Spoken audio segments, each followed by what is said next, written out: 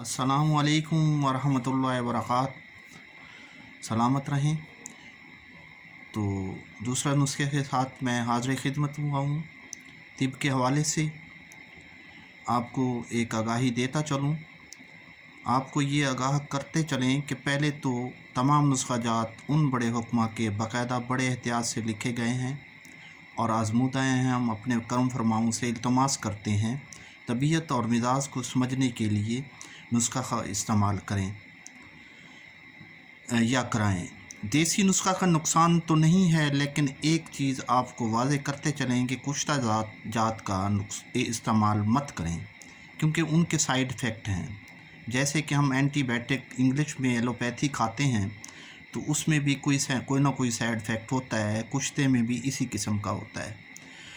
तो इसमें एक ख्याल करना पड़ता है कि जब हम ब्लड प्रेशर हमें बढ़ता है हमारा, या शुगर बढ़ जाती है, या कोई ऐसी चीज़ हम खाते हैं जिसमें अगर शुगर के लिए कोई मीठा इस्तेमाल करें तो वो शुगर बढ़ जाती है, या फिर अगर हम उसमें नमक का इस्तेमाल करें तो ब्लड प्रेशर जो है वो जिसको शूट करता है, वो ब्लड प्रेशर वाले लोग जो है वो नमक के करीब मत जाएं।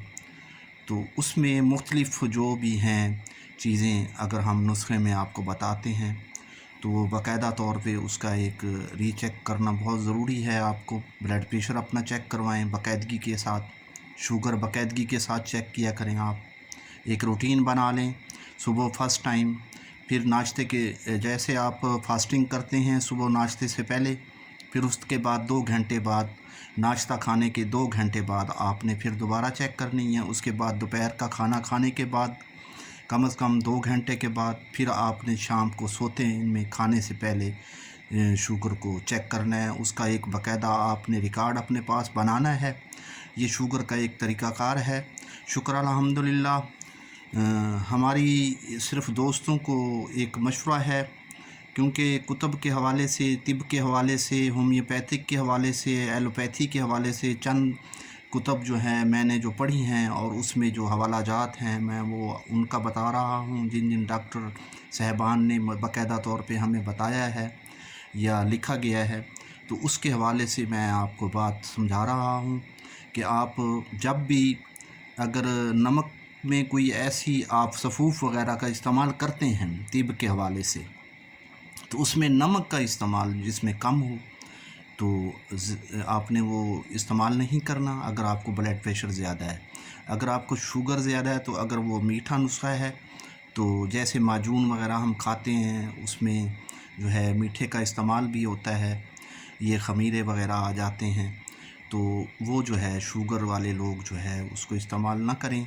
फिर वो अंग्रेज़ी दवाई एहतियात के साथ इस्तेमाल करें, जिसमें एंटीबायोटिक का इस्तेमाल जो है कोशिश करें कम से कम इस्तेमाल करें, ताकि वो गुर्दों पे इफ़ेक्ट ना करें, आपके गुर्दे भी नाकारा हो सकते हैं। इसी के साथ मैं आगे बढ़ते हुए, क्योंकि उनके साइड इफ़ेक्ट हैं और वो जिस्म के किसी हिस्सा को नुकसान पहुंचाते हैं, उनसे बचा जाए। बाकी पंसार स्टोरों से जब आप नुस्खा की कोई चीज़ लेना चाहें तो ये ख्याल रखें कि क्या ये वही चीज़ है, मसलन असल है, या तसल्ली ज़रूर कर लें। तसल्ली ज़रूरी है। जब आप एक चीज़ का किसी चीज़ की तलब करते हैं और वो चीज़ का आपको पता नहीं चलता, तो उसकी बाकायदा तौर पे आप ज़रूर तसल्ली करें, और बनाते वक्त वज़न और मिक़दारों का ख़ास ख्याल, ज़रूरी ख्याल रखें।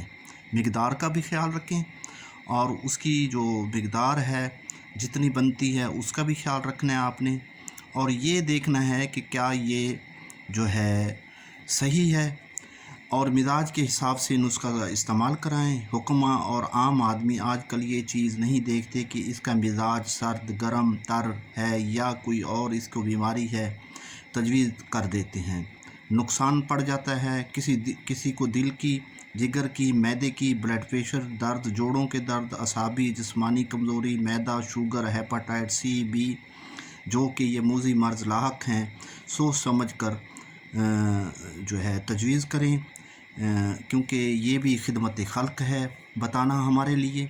हम जो है इस चीज़ को पहले जो है वाज़े कर दें आपको, जो चीज़ भी आप नुस्खे में इस्तेमाल करते हैं उसका ख़ुसूसी तौर पे इस चीज़ का ख्याल ज़रूर रखा करें। तो इसी के साथ नक्शा ज़िंदगी انحصار جو ہے زندگی کا جس نقشے پہ ہم کر رہے ہیں وہ جسم ہے، نفس ہے، روح ہے اور خون. پھر اس کے بعد جو ہے اس کا دوسرا پہلو باڈی اور وائٹل فورس ہے، سول ہے. پھر روح حیوانی ہے، روح نفساتی ہے، روح طبی ہے، روح نرمی ہے، دل ہے، دماغ ہے، جگر ہے، پھر اللہ. تو یہ ہے خون کے عام اجزاء. اور خون کے عام اجزاء کے علاوہ جو لطیف بخارات ہیں، گیسز، ہوائی اجزاء ہیں، پیٹ، گرمی، رطوبت، لیکوڈ، پانی، صفرا، سودا اور بلغم، ایلوبیومن، رطوبت، زلالیہ، گلوبین، اجزائے فولادی، فائبری، نوجن، رطوبت، لفیفیہ، sodium phosphate, sodium chloride, sodium carbonate, potassium chloride, potassium phosphate, magnesium phosphate, calcium phosphate.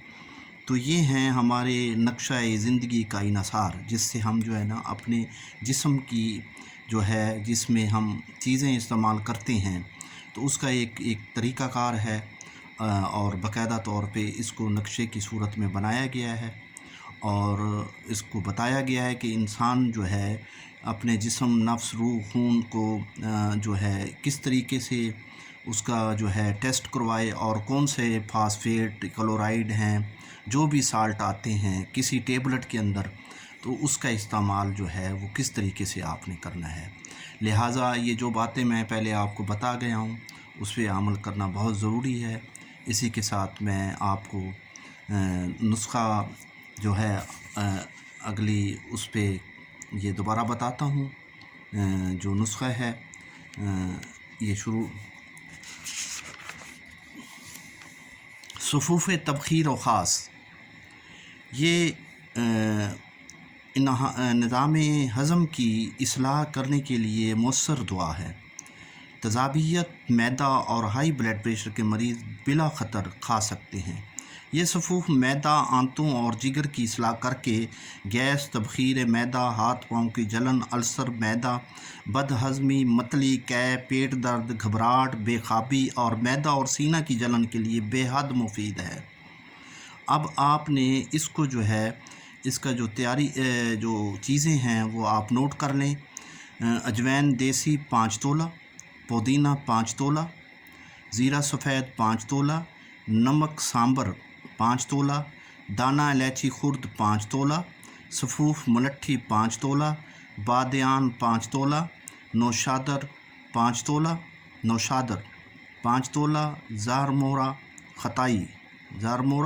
خطائی 5 تولہ، ایسب گول ثابت 5 تولہ.